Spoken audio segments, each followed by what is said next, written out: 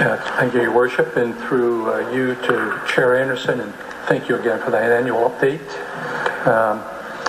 You spoke about economic development, and the before us is an infusion of 1.3 million spread over 3 years, and that is specifically used for being able to attract some of that foreign investment you spoke about. And already now, can you speak about some of the delegations that have come to Durham, that we've trying to nurture that relationship, the Council General of India, a delegation from China? We've had folks from China, we've had folks from Korea twice actually. They're very interested in greenhouse agriculture, especially near the EFW for district heating and steam. We've had people from the Ukraine. We've had people from, I don't meet with them all, Councillor Woo, but there's been a number. A lot from the United States, believe it or not. So we have to reach outside the 8 municipalities. For us to take a job from Mississauga is, I guess, good. But you know, Durham Region is the center of soon to be the center of research. We have the wind tunnel, which is going to be used by companies all over the world. We have nuclear plants, one in Pickering, one in Clarington. These both need a lot of investment constantly, but we also need the new build, which is going to bring 6,000 or 8,000 jobs.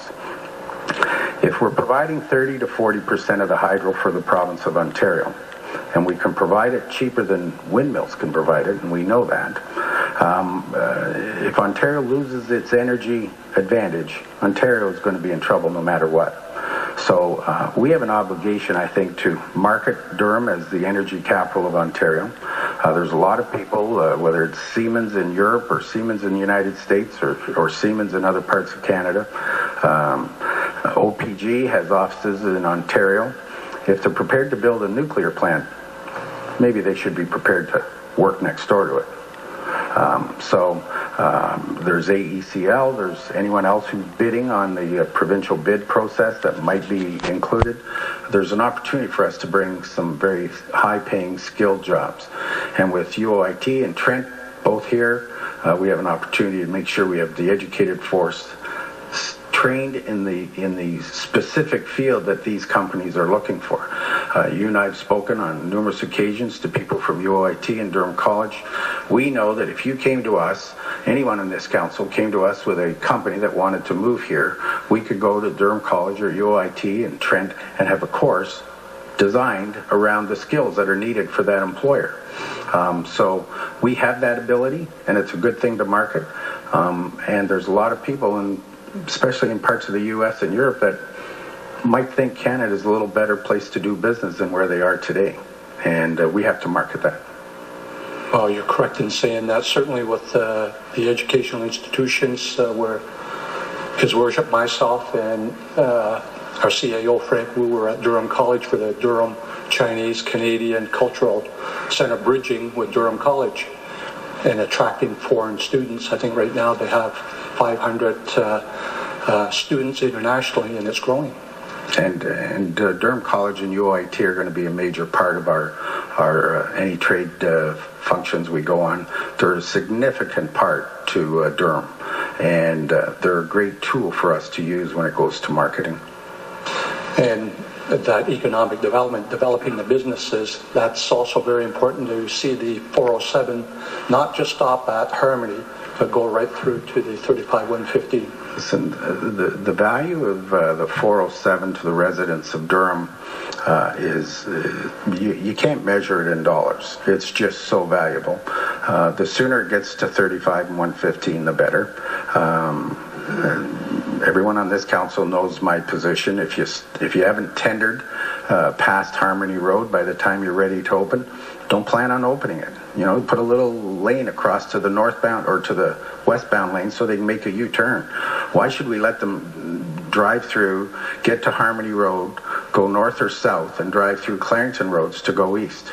you don't have the money to use your concession roads as it is. So just look at what Pickering's gone through for the last 10 years, and Ajax and Whitby, and what we've gone through on Roslyn Road and Taunton Road.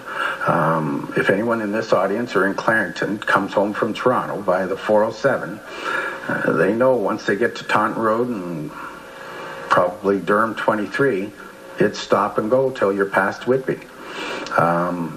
This is unacceptable. So, and for the companies, just in time, whether it's General Motors, whether it's St. Mary's, whether it's the new port in Oshawa, these companies need to know they can get in and out of town and get to where they're going. So the 407 is critical. It's critical for your future industrial. It's critical for your energy park. It's just an essential piece of infrastructure that has to happen. And just one last question, and I'll turn it back to the energy from waste or the incinerator. And last term of council, not all of us on this council, the returning ones, were supportive of the incinerator. But after the election and you signed this $272 million contract, you didn't do that on your own, did you? I was the only one who signed it. I did that part by myself. But no, I had council direction. So they gave you the authority to do that. And in fairness, don't think I didn't talk to the new members of council.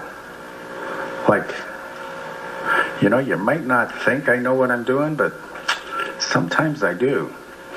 And I spoke to everybody on council pretty well before I signed that agreement, past and present.